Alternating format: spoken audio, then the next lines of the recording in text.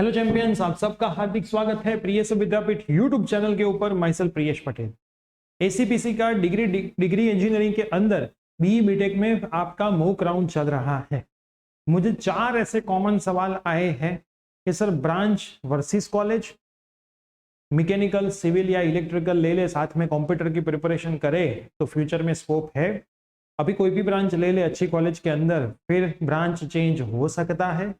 और जीटीयू से इंजीनियरिंग करे कि प्राइवेट कॉलेज से इंजीनियरिंग करे। तो ये चारों सवाल के आंसर मैं आज डिटेल में इस वीडियो में डिस्कस करने वाला हूं। लेकिन वीडियो को शुरू करने से पहले मैं आपको एक बात बता दूं कि वीडियो पूरा देखना, चैनल पे नहीं तो चैनल को सब्सक्राइब करके बेल नोटिफिकेशन प्रेस करना। और हमने व्हाट्सएप ग्रुप बनाए हैं एडमिशन प्रोसेस के लिए। एक भी व्हाट्सएप ग्रुप आपने हमारा ज्वाइन नहीं किया तो डिस्क्रिप्शन बॉक्स में व्हाट्सएप ग्रुप की लिंक है, कोई एक ही व्हाट्सएप ग्रुप हमारा ज्वाइन कर लेना। और इंस्टेंट अपडेट के लिए हमें इंस्टाग्राम पे प्रियेश विद्यापीठ नाम से फॉलो कर लेना। अब 1 बाय 1 में सवालों के ऊपर मेरा जितना नॉलेज है उतना आपको समझाने का ट्राई करूंगा। सबसे पहला जो क्वेश्चन कॉमन है कि सर फर्स्ट ईयर के बाद ब्रांच चेंज होती है। देखो, अगर आपने मान लो एलडी के अंदर मैकेनिकल या सिविल में एडमिशन ले लिया, क्योंकि उसका मेरिट बहुत नीचे जाता है as compare to computer and IT. First year में आप कॉलेज के टॉपर हो, लेकिन जब आप सेकेंड ईयर में जाओगे तो थर्ड सेम में D2D वाले स्टूडेंट्स आते हैं जिन्होंने डिप्लोमा कंप्लीट किया होता है और डिप्लोमा कंप्लीट करके डिग्री में आते हैं, वो सीधे थर्ड सेम में आते हैं। अब उनकी भी सीट रिजर्व रहती है। कंप्यूटर आईटी में लेने वाले स्टूडेंट कभी कॉलेज को छोड़ते नहीं है। तो अगर कोई सीट खाली ही नहीं होगी तो आपको एडमिशन कैसे मिलेगा, है ना? मिलता जरूर है, लेकिन सीट खाली नहीं होती तो कैसे मिलेगा, ये सबसे बड़ा सवाल है। तो फ्यूचर का हमें पता नहीं है, तो अभी आप ऐसा मान के ही चले कि ब्रांच चेंज होना बहुत टफ चीज है। ब्रांच चेंज होना वो बहुत टफ चीज है, ऐसा ही आप मान के चले। ये सबसे पहला आपका सवाल क्लियर। दूसरा कि सर मैं ऐसा करूं, मैं electrical, mechanical, civil, chemical, environment ऐसे कोई भी ब्रांच में ले लूं जिसका मेरिट बहुत नीचा जाता हो, और मैं अगर साथ में कंप्यूटर के कोर्स बाहर से कर लूं तो क्या मेरे फ्यूचर में स्कोप है?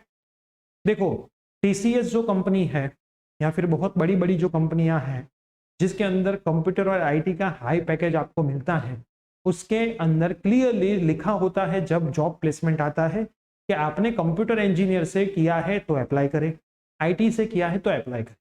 अब आपने मैकेनिकल से इंजीनियरिंग किया हो, सिविल से किया हो, इलेक्ट्रिकल से किया हो, ईसी से किया हो, तो आप कैसे अप्लाई कर सकते हो? आपका रिज्यूमे वहां पे रिजेक्ट हो जाएगा। ये बात है बहुत बड़ी बड़ी कंपनी। अब जिसके पैकेजेस बहुत कम है, 15,000, 20,000, 25,000 उतने पैकेज है, उतनी ओसी कंपनियों के अंदर आपके चांसेस है, लेकिन आपको आपकी फील्ड में भी 15-20 हजार की तो जॉब मिल सकती। तो फिर आपको मैं ऐसा बोलूंगा कि आप आपकी फील्ड के ऊपर ही फिर फोकस करें। मान ही ले कि भाई आपको मैकेनिकल इंजीनियर बनना है, क्योंकि मैकेनिकल में भी 1 लाख 1.5 लाख की ज्वेलरी के पैकेज होते हैं, सिविल के अंदर होते हैं, ईसी के अंदर होते हैं, इलेक्ट्रिकल के अंदर होते हैं। अगर 20-25 हजार में ही जॉब करनी है तो कोई चेंज करने की जरूरत नहीं है। और दो चीजें साथ में करना थोड़ा मुश्किल जैसा होता है। कोई एक ही चीज पे अच्छा फोकस करोगे तो ज्यादा आगे बढ़ोगे, दो चीजों पे फोकस करने की बजाय। क्लियर? या फिर ऐसा करो कि फिर कंप्यूटर और आईटी में ही एडमिशन लो, अच्छी कॉलेज को गोली मार दो। ठीक, तो ये दूसरा सवाल। तीसरा सवाल जो था वो था जीटीयू वर्सेस प्राइवेट कॉलेज। तो इसमें मुझे पर्सनली कोई फर्क पड़ता नहीं है कि मैं जीटीयू से इंजीनियरिंग करूं कि प्राइवेट से करूं। नॉलेज अगर मेरे पास होगा तो जीटीयू से भी जॉब मिलेगी और प्राइवेट से भी जॉब मिलेगी। और अगर मेरे को पास नॉलेज नहीं होगा तो DAIICT से भी जॉब नहीं मिलने वाली, ना कि निरमा से, पीडीपीयू से, एलडी से, डीडीयू से मिलने वाली है। क्लियर? तो सारा खेल स्किल का है, सारा खेल नॉलेज का है, सारा खेल अपनी हैबिट्स का है, सारा खेल अपना है ना? अपने को अपने पे दम होना चाहिए तो जॉब मिलेगी, वरना कोई भी ब्रांच हो, कोई भी कॉलेज हो, जॉब नहीं मिलेगी। और दम होगा तो कोई भी ब्रांच हो, कोई भी कॉलेज हो, आपको जॉब लेने से कोई भी रोक नहीं पाएगा। तो यूनिवर्सिटी से इतना कोई फर्क पड़ने वाला नहीं है। हाँ, सिलेबस थोड़ा अलग चलता है, तो आपको कहीं कोचिंग रखवाना है या फिर कहीं से ऑनलाइन कोर्स पढ़ने हैं तो इसमें आपको पर्टिकुलरली दिक्कत आ सकती है। बाकी ऐसी कोई बहुत बड़ी दिक्कत आपको आने के चांसेस नहीं है। चौथा है कॉलेज वर्सेस ब्रांच। सर मैं अच्छी ब्रांच को सिलेक्ट करूं या अच्छी कॉलेज को सिलेक्ट करूं? तो पर्सनली मेरा ऐसा होता है कि आपको ब्रांच को सिलेक्ट करना चाहिए, क्योंकि जिसका ट्रेंड में चल रहा हो वो इंपॉर्टेंट है। कॉलेज इतनी इंपॉर्टेंट नहीं है, क्योंकि ना तो पीडीपीयू, DAIICT, निरमा स्टैम्प पेपर पे ऐसा लिख के देती है कि आप हमारे वहां पे कंप्यूटर करोगे तो 100% अच्छी कंपनी में जॉब मिल ही जाएगी, है ना?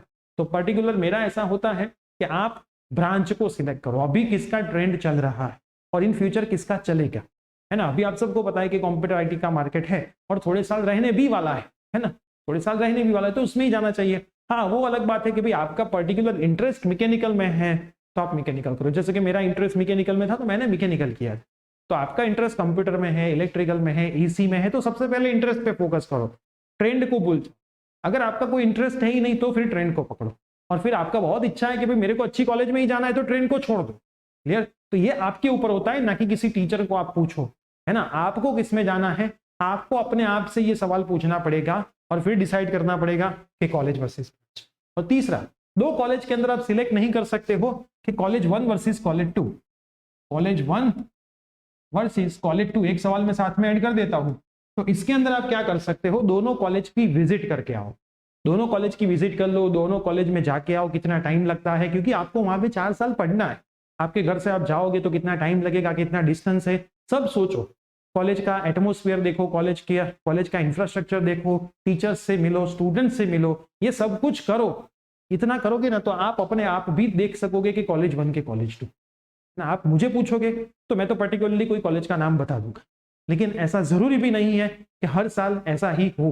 क्लियर? तो अगर 2 या 3 कॉलेज में आप डिसाइड नहीं कर सकते हो कि कौन सी कॉलेज, तो पर्टिकुलर कॉलेज की विजिट तीनों कॉलेज की करके आओ, ये मेरा मानना है, क्योंकि 4 साल का सवाल है, 1-2 दिन का सवाल नहीं है ना। और यहां से ही आपकी लाइफ बनने वाली है, तो थोड़ा तकलीफ झेलना भी जरूरी है कि सर कॉलेज तो बहुत दूर है, मैं कैसे जाऊं, बस से जाओ, कार लेके जाओ, व्हीकल लेके जाओ, रिक्शा में जाओ, किसी से भी जाओ, लेकिन जाओ। एक बार जाओगे तो पता चलेगा कि यहाँ पे पढ़ने जैसा है कि पढ़ने जैसा नहीं है। तो इतनी चीजों के ऊपर आपको खास फोकस करना है। ये मेजोरिटी सवाल थे, खास पूछे जाने वाले सवाल थे। और एक सवाल ऐसा भी था कि सर TFWS में एडमिशन ले तो कितने साल की फी माफ होती है, तो सभी साल की फी माफ होती है, उसमें आप फेल भी होते हो तो भी आपकी फीस माफ ही रहती है। लेकिन कॉलेज की जो फीस है उसके अलावा जितनी भी फीस है वो आपको पे करनी पड़ती है। लाइब्रेरी फी है, हॉस्टल में रहते हो तो उसकी फी है, एग्जाम की फी है, अदर एक्टिविटी की फी है, वो फीस पे करनी पड़ेगी। खाली आपकी कॉलेज की ट्यूशन फी आपकी माफ होती है, हर एक साल की माफ होती है, वो कभी आपसे फीस मांग नहीं सकते और मांगते भी नहीं है, तो ऐसा टेंशन लेने की जरूरत नहीं है। तो ये वीडियो आपके सभी फ्रेंड्स में जरूर शेयर करना।